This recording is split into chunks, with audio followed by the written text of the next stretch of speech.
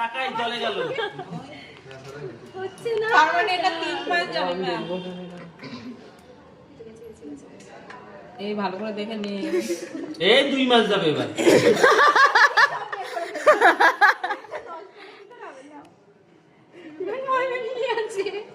কিন্তু সব পেলে জীবন নষ্ট হয়ে যাবে। আরে তাড়াতাড়ি কর তো ম্যাম। টাকা পেলে কি?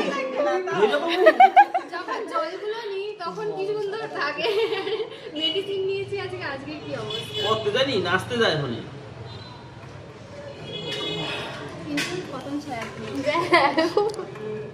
ম্যাডাম কান্না করছেন কেন? ইমা অমিত কি করছে?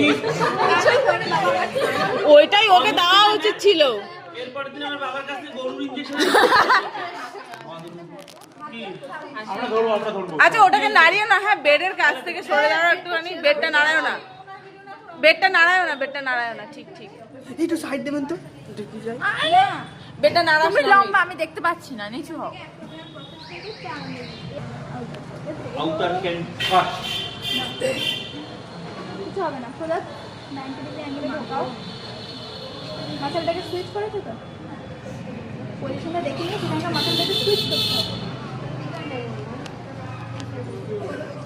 বেডটাকে কেউ নাড়াস না ভাই।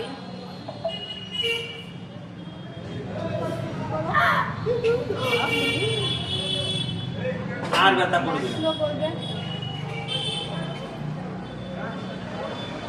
একটু তাড়াতাড়ি করো ভাই, ব্যথা লাগছে ওনার।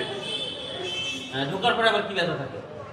ওই সময়টাতে ব্যথা থাকে। করে দিয়ে দাও। ওষুধ পুশ করছো না, আবার ব্যথা।